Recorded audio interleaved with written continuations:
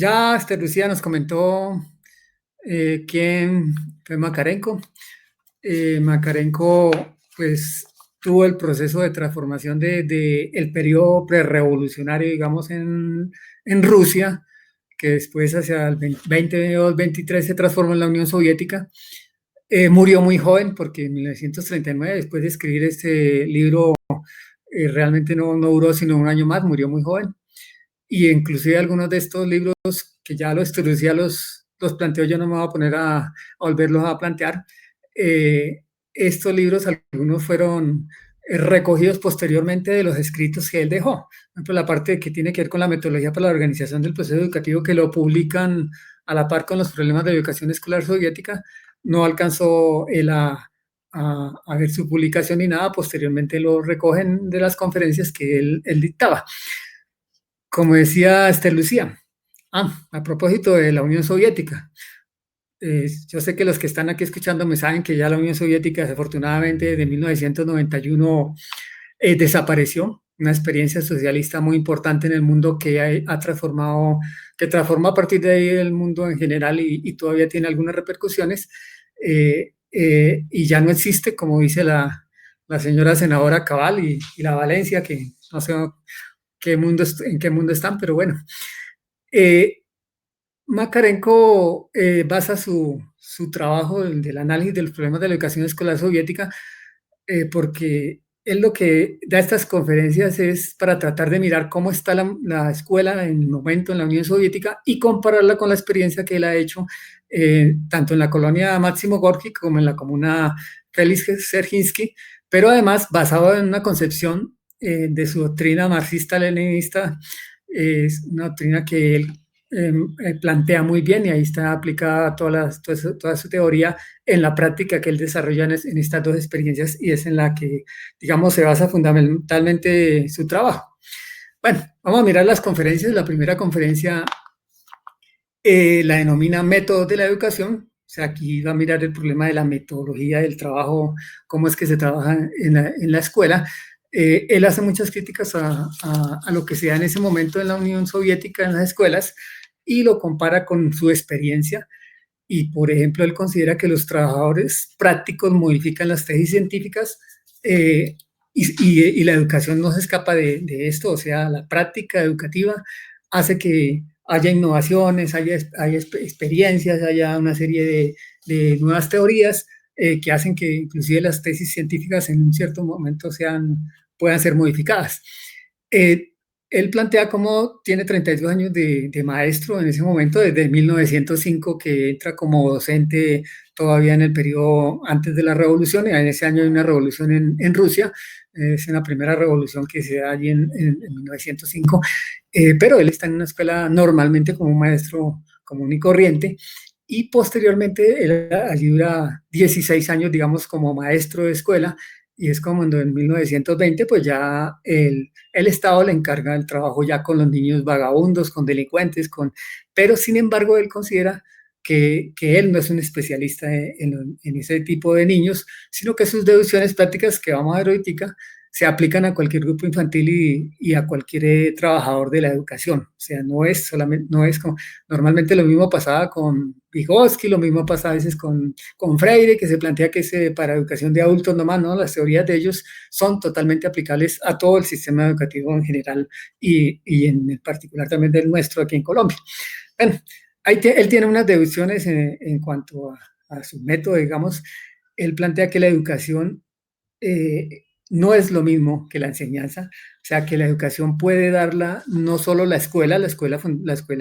fundamentalmente se dedica a la enseñanza, pero que la educación puede darse en otros campos. Por ejemplo, allí están los consomoles, que es la organización de los jóvenes, están las escuelas de danza, de teatro, bueno, otros espacios donde también asisten los infantes, los niños, y que todos ellos hacen un proceso de educación. O sea, que la educación no es exclusiva solamente de la escuela, eh, y que en ese sentido tiene cierta diferencia con lo que es la enseñanza. Él plantea, por ejemplo, pues que el método educativo no se extrae de ciencias afines como la psicología y la biología. O sea, que no es la psicología y la biología la que determinan el método en la educación, porque nosotros estamos acostumbrados que entonces se dijo que es de los que tengan tales edades y nosotros que estamos educados en todo eso aquí en Colombia, entonces los niños de acuerdo a esa edad, él no lo comparte. Dice que se puede, a través de ellas se comprueba las teorías, se comprueba la práctica, etcétera, puede haber una serie de comprobaciones, digamos, realizadas a través de la práctica de estas ciencias. En otra deducción que saca es que la pedagogía es una ciencia con una utilidad práctica como ninguna y que además la pedagogía tiene un fondo político. O sea, no se educa a los individuos o a los miembros de una comunidad, de una colectividad, sino con un fin político a nivel del país, de la nación, en ese caso allá la defensa, la revolución socialista soviética, etcétera, y que ese es un fin que tiene la pedagogía, no del individuo solamente como pasa en nuestra pedagogía y como pasaba también en las escuelas allá, que a veces se olvidaban de lo nacional, de lo del país, de lo social, de lo político y se dedicaban un poco al solo individuo, que es como está estructurada nuestra educación. Una cuarta deducción que saca es que ese trabajo educativo parte de las necesidades sociales. El trabajo educativo debe salir de las necesidades que tiene la gente, la población, la ciudad, de la historia que tiene el país, de su vida social. O sea, la educación es parte de eso social y no es algo que no parta de nada, ni de unos criterios inventados por nadie. Plantea que hay unas equivocaciones que plantea la teoría pedagógica, porque él cuestiona pues, las teorías pedagógicas en muchos aspectos. Por ejemplo, al hablar de la manifestación deductiva, ¿qué es lo que él plantea en eso? Él dice que el método complejo que a través de la lógica deductiva no experimental debería traer buenos resultados no se pudieron comprobar en la práctica. O sea, la cosa no es que simplemente todo por deducción se obtiene lo siguiente, no. Dice que no siempre los resultados son los mismos en todos los procesos. Por otro lado, plantea que hay un fetichismo ético, o sea, que la educación por el trabajo, que es la que él empieza a desarrollar cuando le encargan en la colonia en Gorky, ¿cierto? Él lo encargan a hacer el trabajo por la parte y pues dice la sola palabra de trabajo es algo que pareciera que tuviera mucha fuerza y todo eso, pero finalmente no, el trabajo como trabajo por sí mismo no, él plantea es que después de ese trabajo, él empezó con el trabajo, con la educación por el trabajo, pero finalmente no tenía recursos, no tenía cómo trabajar, etcétera, y finalmente considera que es cuando ya llega la producción, que es algo más interesante, el trabajo como tal por la palabra, éticamente no es como... Y además critica también dentro de las teorías pedagógicas lo que llama el medio aislacionista, o sea que dice que nada se podrá considerar acertado si se mira aisladamente fuera del sistema, que toca mirarlo dentro de unas circunstancias concretas, dentro de una colectividad, o sea, no puede mirarse aislado ningún proceso. Y la sexta deducción que él saca de su trabajo, porque aquí fundamentalmente hay que decir que todo eso es del trabajo que él tiene y en sus conferencias lo manifiesta, es que la pedagogía es la ciencia más dialéctica, la más móvil, la más complicada y la más difícil. O sea, esta pedagogía dialéctica, ¿en qué sentido? En que, por ejemplo, dice que no es lo mismo cuando él inició su trabajo 20 años atrás a lo que después se encuentra en la comuna Serginsky y lo mismo lo que ha hecho con la Máximo Gorki, que no es lo mismo el proceso porque es un proceso que va cambiando en cada momento, va cualificando, se va adquiriendo una cantidad mejor y los procesos van variando y van avanzando y que además, digamos, por eso esa pedagogía es de lo más complicado y lo más difícil que puede verse de cualquiera de las ciencias. Pues, para que veamos ahí cómo veía de importante para él la pedagogía.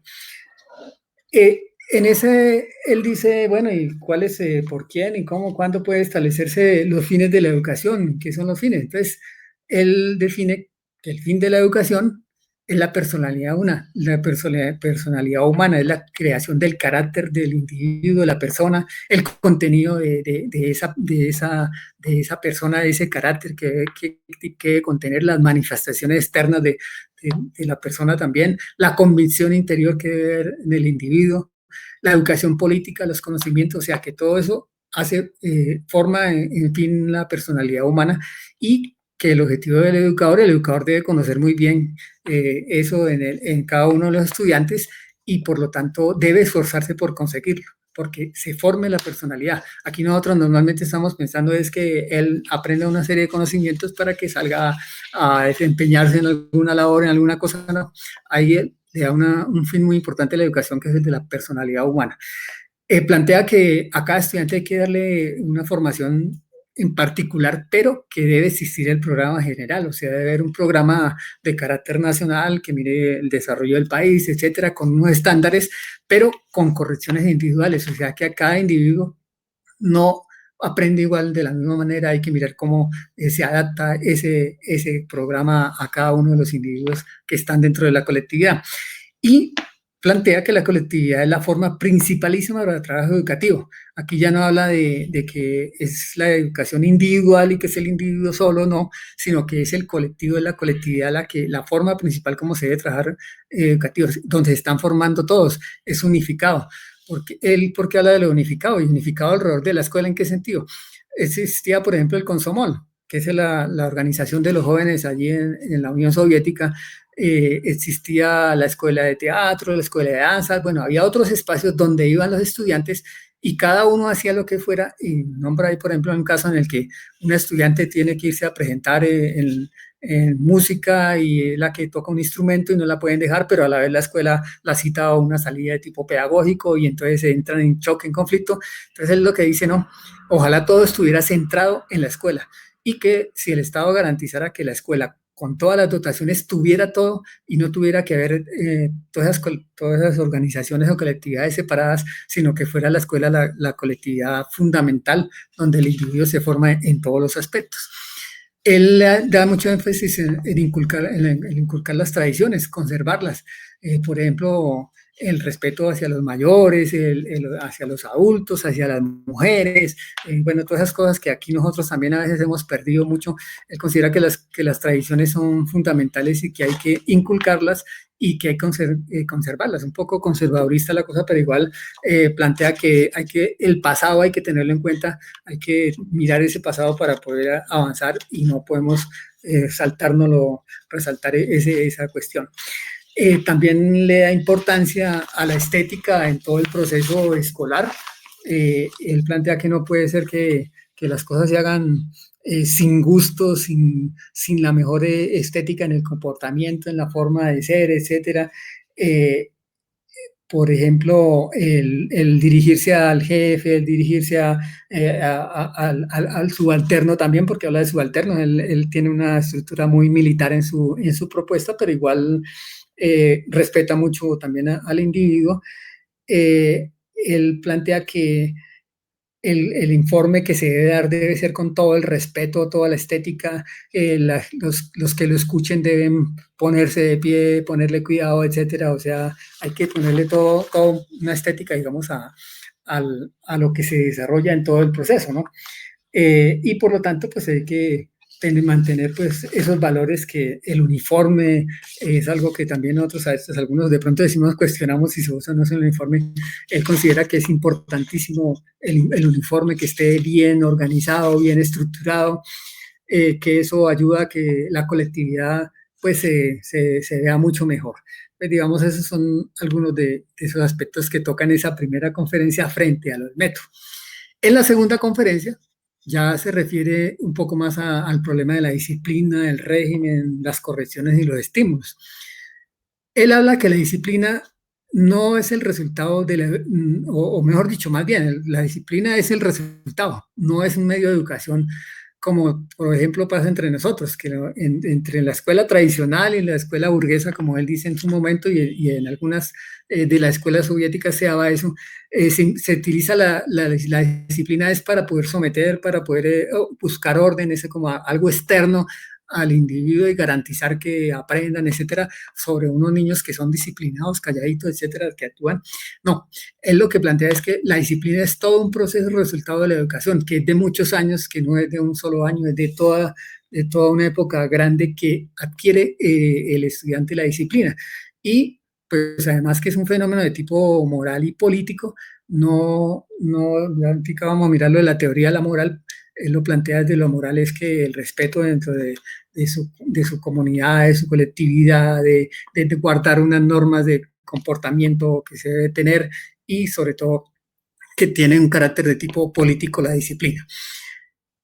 El régimen, a diferencia de la disciplina, lo cataloga como el conjunto de recursos y métodos que ayudan a educar. Entonces, ahí es donde, digamos, debe haber unas normas, unos recursos, etcétera, para garantizar que, digamos, los procesos se den, pero no es exactamente igual a lo que nosotros llamamos la disciplina, que tenemos una concepción muy distinta entre nosotros.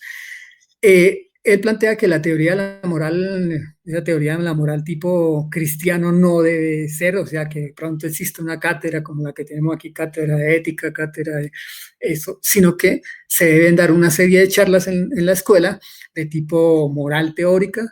frente al comportamiento en la colectividad, entre cómo se deben comportar los individuos, ¿cierto? Cómo se deben tratar, cómo debe haber un comportamiento de respeto, no solo hacia, por ejemplo, al maestro, sino también a sus compañeros, o sea, que debe haber un,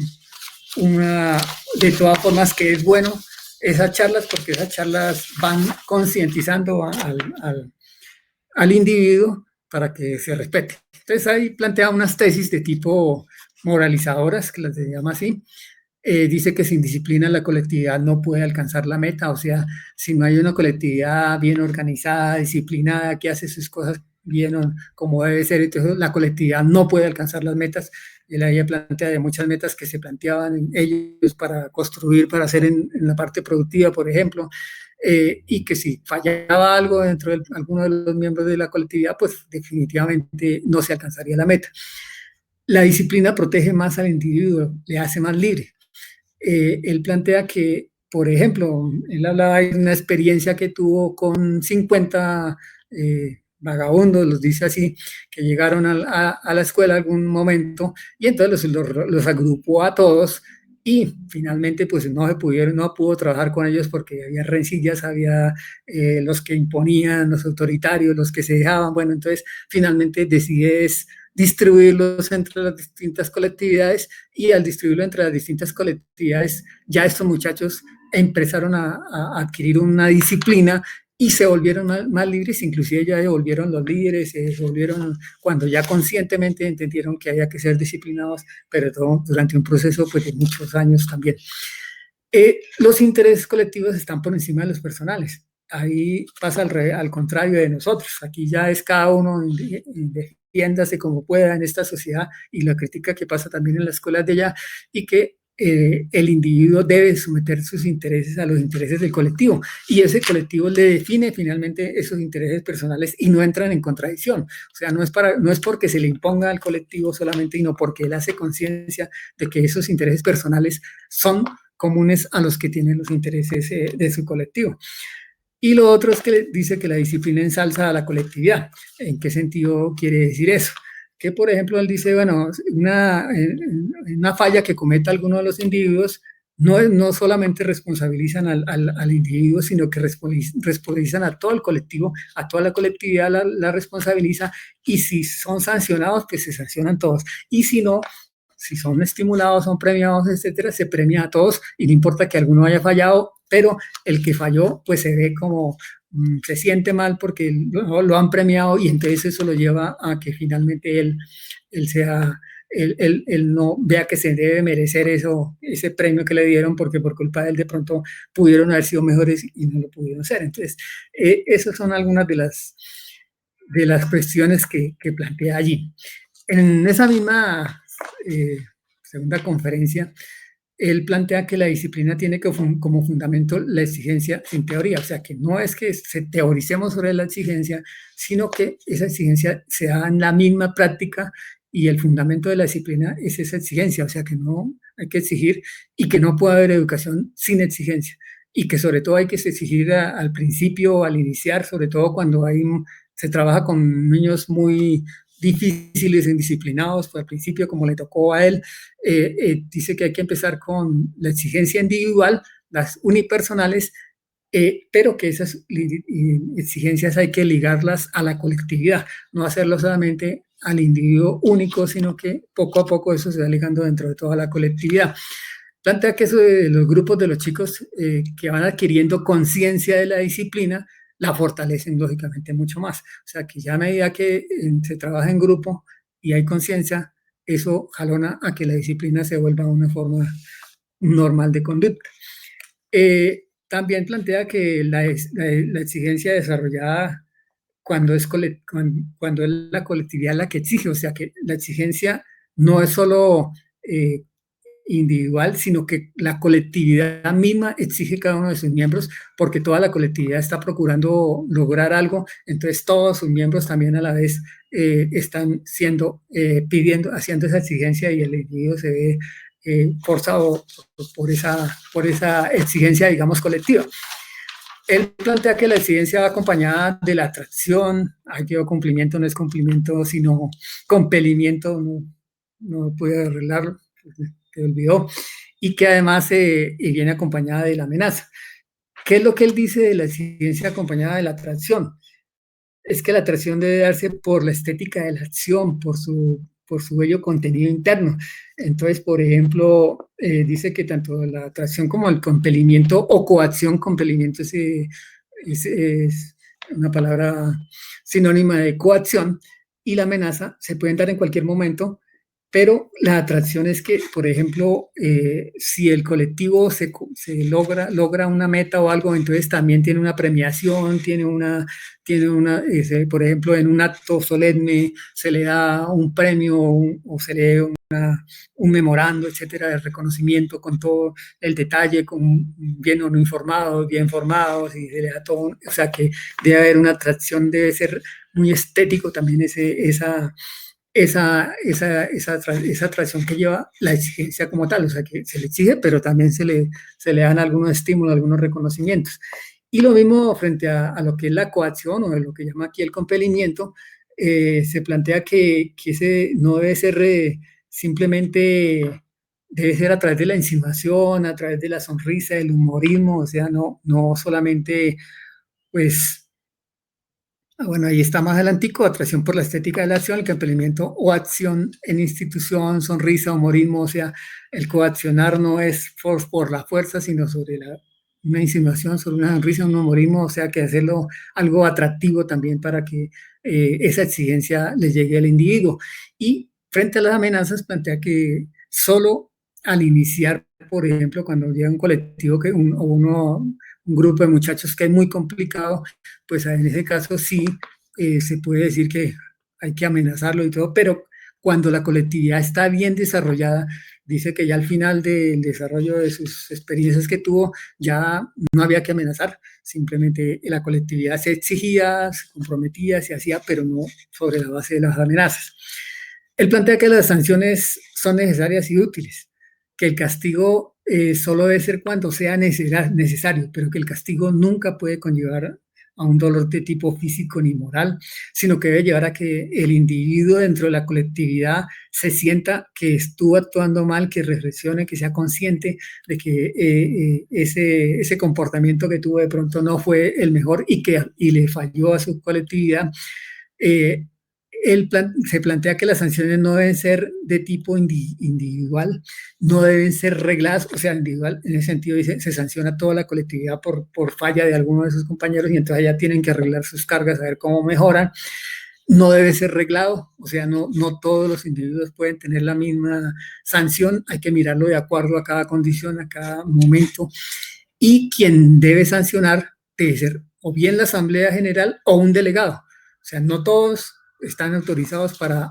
imponer sanciones, sino que puede ser él era uno de los que tenía Makarenko, tenía la facultad era prácticamente el que podía sancionar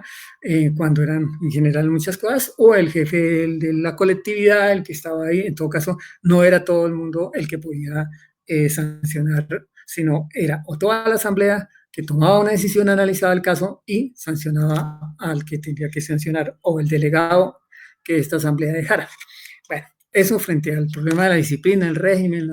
las sanciones, los estímulos. Y ya en la tercera conferencia se plantea, se llama la pedagogía de la acción individual,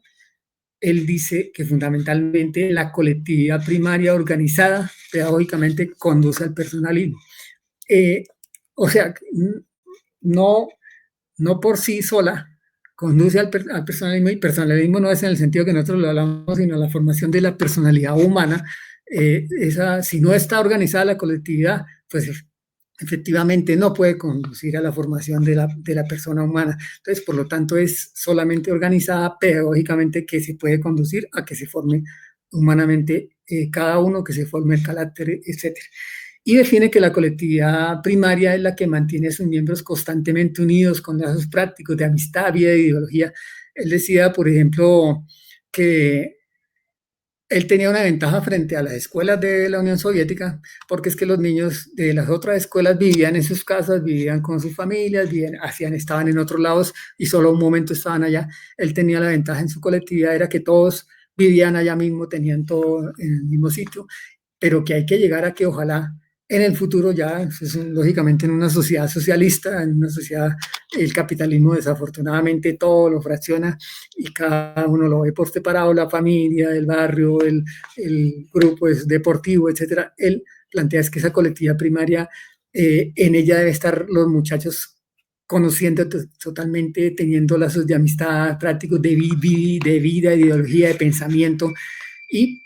que la mejor colectividad primaria era cuando los chicos se agrupaban de distintas edades en destacamentos. Él no compartía, él no estaba de acuerdo que solamente los de los pequeñitos de 5, los de 6, los de 7, o etcétera, ellos solos así, no, sino que un niño aprendía más cuando estaba con niños de distintas edades, porque él en la casa, por ejemplo, tenía el hermano mayor, aprendía el mayor, vivía con el abuelo, con todos, o sea, y que entre todos aprendían más en ese tipo de colectividades que eran las mejores, las que estaban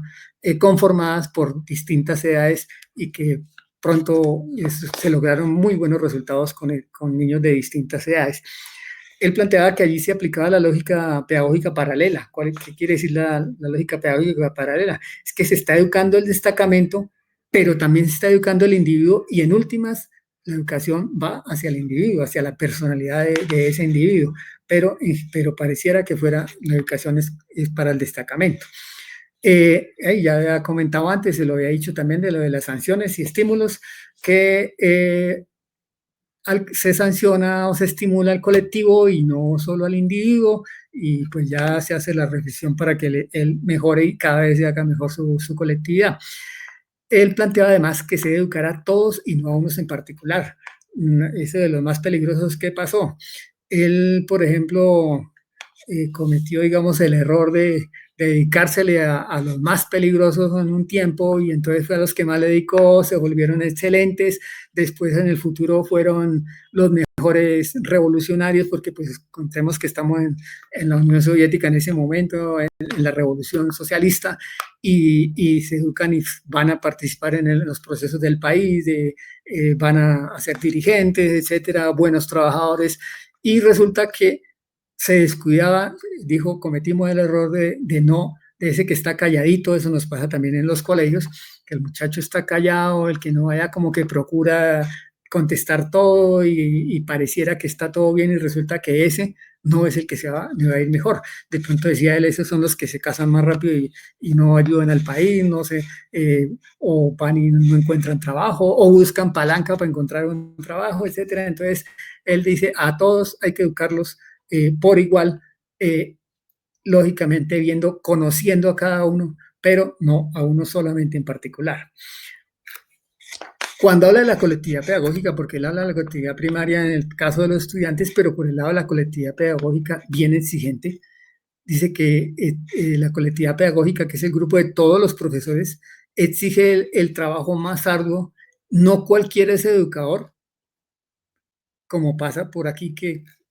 cualquiera está en Colombia, que nos quieren que cualquiera sea educador, etcétera, y que entonces el que quiera venga aquí a hacer de la profesión de educador. Dice que la educación es la labor más difícil, la de mayor responsabilidad, la que tiene máxima atención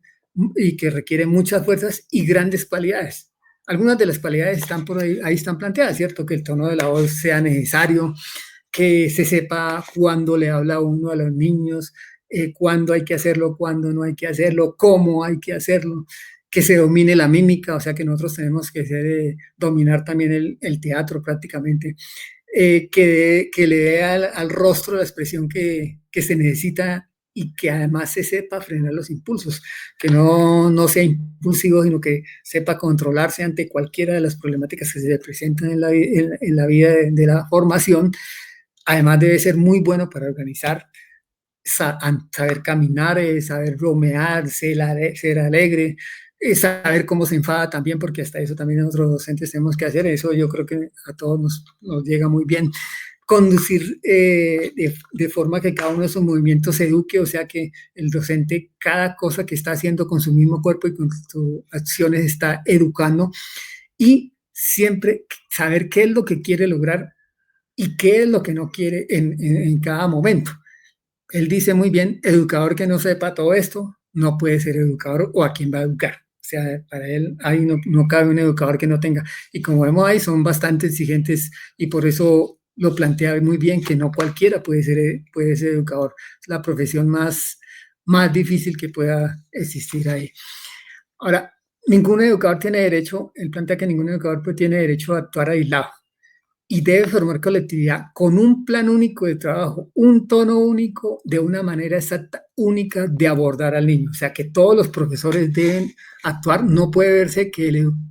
este educador es el mejor y entonces hacerse ver que es el mejor y que lo reconozcan como tal. Dice, no, eso no lo puede aguantar. Tienen que todos ser buenos, todos estar de una misma forma y comportarse de la misma manera con el estudiante, con el niño. El éxito del educador está en la antigüedad, en la colectividad. Plantea que, como estuvo su experiencia, que un mínimo 5 años y ojalá más es lo que le da al educador es su éxito en su trabajo, y que el que es nuevo pues tiene que adaptarse y entre todos ayudarlo para que lleguen al nivel de todos, en el sentido de eso. Y nosotros yo creo que lo vimos en los colegios, en las escuelas también. Ya con el tiempo la antigüedad nos va dando cierto dominio y de trabajo colectivo, etcétera. Él plantea que debe haber equilibrio entre mujeres y hombres, que ojalá haya igual cantidad de hombres, igual cantidad de mujeres, cosa muy complicada de lograrlo en nuestro gremio, que además la mayoría son mujeres, más del 75%, pero él lo planteaba así, que fueran bien parecidos, agradables, o sea, que bonitos, niñas bonitas y hombres bonitos también, que fueran, que hacía falta, que existe, siempre hace falta que haga un chistoso. Él nombraba el caso de uno que le llegó alguna vez y era saboteando y molestando en todo, y finalmente logró verle la parte. Al principio lo molestaba, pero finalmente vio que era importante que alguien hiciera esa labor para que también el grupo trabajara y se sintiera mejor, y era el que en todo momento estaba haciendo la actividad novedosa, y que eso se requiere también en todo colectividad educativa. El educador no tiene derecho a aplicar correctivos, su autoría la gana por su labor educadora. Él decía que no, a veces nos pasa eso, y que yo, que soy rector, entonces el maestro le reclamaba a uno, bueno, ¿y por qué no me, no me dejó que yo lo castigara y entonces me quita la autoridad? No, decía, no, ellos deben saber que hay una autoridad, que uno que es el que castiga o aplica la sanción, digamos, es la autoridad, si pasa en otro, en el caso de los colegios, y que la autoridad de él se ganaba era por su labor, por su buen trabajo, era que se ganaba esa autoridad. Y habla del tacto pedagógico, lo critica, porque plantea que en las escuelas allá soviéticas se usa el tacto pedagógico es para no, como para decir que hay que saber regañar al niño sin que se sienta mal, etcétera. Y entonces, al contrario, él dice que el tacto pedagógico consiste en decir las cosas sin ocultar nada, de la forma más sencilla, fácil, eficaz, y llevando a que el que cometió la falta reconozca y corrija esa falla que ha cometido. Bueno, y ya vamos acercando a la cuarta conferencia, que es la que plantea la educación por el trabajo, que es la que se ha dicho que él también fundamentalmente fue alrededor del trabajo, cosa que, si vemos lo anterior, tiene muchos elementos que no solamente con el trabajo. Ese es un punto importante, pero no el único. Y trabaja también allí las relaciones, el estilo o el tono necesario en la colectividad. Dice que la educación por el trabajo debe tener como finalidad la creación de bienes materiales. Y si el trabajo es de estudio, porque por ejemplo él comenta cómo al principio que le encargaron fue poner a trabajar a todos estos muchachos y alrededor del trabajo formarse y reformarse, pues finalmente vio que primero no tenía recursos, no tenía cómo hacerlo y era pura teoría por el trabajo y esa sola teoría por el trabajo así no se logra, pero que finalmente ya cuando tuvo la forma de llegar a tener recursos y ser autosuficiente, etcétera, entonces ya fue la producción y no la educación por el trabajo, sino la educación a través de la producción como tal, que tenía muchos frutos. Y que también cuando no era una escuela que no tenía ese objetivo del trabajo, sino solamente el estudio, debe resaltar los valores que el trabajo puede crear. O sea, y se debe dar un paso, decía él, de la educación por el trabajo a la educación mediante la producción, como ya lo había comentado, y que esa producción pedagógicamente forma el carácter de la persona en la colectividad. Hombres y mujeres se destacan por diferentes cualidades. Él decía, por ejemplo, que ya en el trabajo allá concreto, los hombres, por ejemplo, se destacaban cuando él tuvo que hacer los taladros y otras cosas de cuestión más de fuerza y todo eso, ahí los hombres se destacaban, pero cuando ya, por ejemplo, él ya tuvo que dedicarse a las cámaras fotográficas y a otro tipo de cosas que hizo en Serginsky, ya las mujeres, por ejemplo, en toda la parte de medición, de cuentas, de cosas exactas, ahí entonces las mujeres eran las mejores trabajadoras y casi siempre que llegaron la mayoría de ellas allá. ¿Qué otra cosa reconoce él en cuanto a la educación por el trabajo? Es que se adquieren muchos hábitos organizadores, o sea que la parte organizativa la adquiere el joven, el individuo, en la medida que está relacionado también con el trabajo, porque tienen que trazarse unas tareas, unas metas y organizarse, etcétera. Entonces adquieren muchos hábitos de carácter organizativo que en la escuela normal no se puede hacer. Él planteaba, y lo criticaban mucho porque él planteó que no debía pagársele salario a, a ninguno de a los de las comunas y la colonia allí debía ser, en Sergiski sobre todo, que fue cuando ya todo tenía que producir y todo eso. Entonces él consideraba que el salario no era una necesidad para estimular, todo lo tenían garantizado en la colectividad tenían la comida, tenían su ropa, tenían todo lo de aseo, lo de la salida, etcétera, garantizaban con todo, crearon un fondo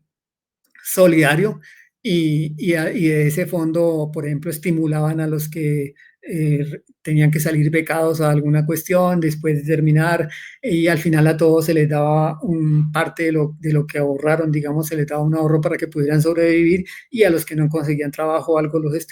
también los sostenían, o sea, esos recursos todos se utilizaron para la colectividad, o sea, aquí ya no es el problema del salario como algo propiamente individual, sino como algo que le sirve al colectivo y que sirve para sostenerse en la vida y entonces le da un carácter muy distinto al del capitalismo que nosotros, pues lógicamente vivimos.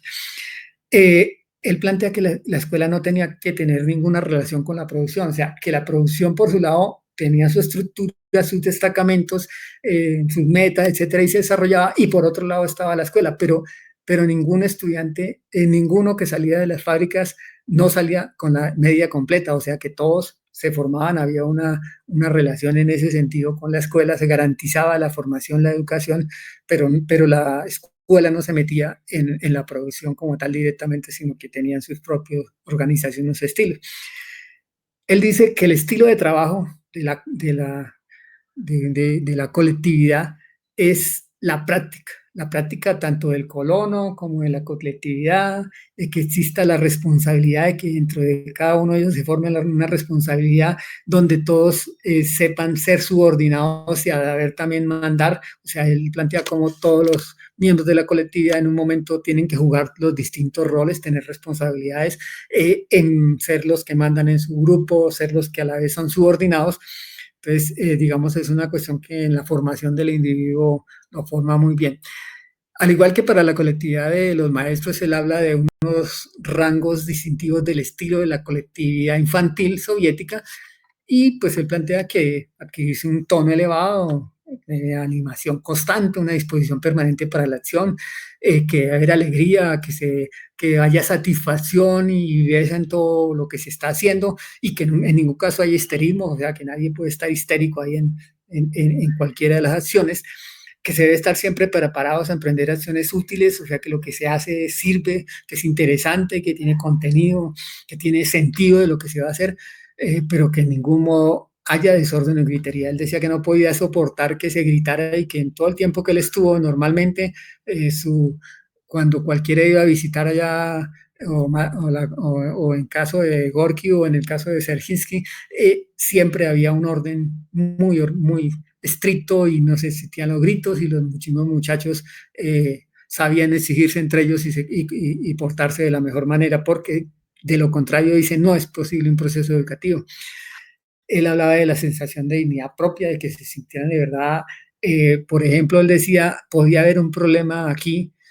donde un muchacho fue sancionado porque cometió alguna falta y podría estar sancionado, pero el día que llegaba alguien externo, él tenía que mostrarse como alguien digno, recibirlo como si no hubiera pasado, como si él no hubiera sido sancionado y tratar a todos los visitantes de la mejor manera, con todo el orgullo de ser miembro de esa colectividad que debe tener capacidad de orientación, de mirar cómo, para dónde va todo el mundo, qué es lo que hace, hacia dónde va, qué quiere, cómo, o sea, un sentido de orientación muy grande y el sentimiento de defensa de la colectividad, o sea, podría cometer el error que fuera la colectividad, pero siempre estar en defensa de su colectividad, lo que nos pasa a veces en otros en los colegios, que queremos que los estudiantes defiendan su colegio con todos los problemas, errores que hay, pero están defendiendo su colegio, entonces digamos, aquí también se plantea ese sentido de la defensa de la colectividad y la facultad de saberse dominarse, o sea, que saber cómo actuar en cada momento, en cada casa, eso digamos eran pues las características, los rasgos distintivos que le daba al estilo de esa colectividad soviética. También habla de la cortesía, cómo habría que al máximo ser corteses en todo momento, tener una estética de su conducta, o sea, siempre saberse comportar en todo lado, saberse vestir, saberse dirigir a los otros, los zapatos, todo, mejor dicho, él plantea que allá cuando dice al final de la limpieza, es que la limpieza en todo, en la habitación, en el aula, en su vestimenta, y algo fundamental que para él decía era el juego. Una colectividad infantil que no juegue, pues no es auténtica colectividad infantil. Y el maestro tiene que jugar con los estudiantes, tiene que jugar con ellos también, participar de los juegos y ser parte de ese proceso para que finalmente esa colectividad se desarrolle y logre todo lo que sea. Como ustedes pueden ver ahí, es hasta ahí donde recogemos de lo que escribió eh, nuestro Makarenko. Es una experiencia que, como él dijo, no servía solamente allá en la escuela especial y con los niños difíciles, sino que sirve para toda la colectividad y ojalá ustedes con más detalle lean el libro, porque pues aquí yo hago un resumen muy rápido, pero espero que eso nos sirva también para nuestro trabajo en nuestros colegios a nivel de aquí del distrito y pues ya espero sus comentarios, sus preguntas. Gracias.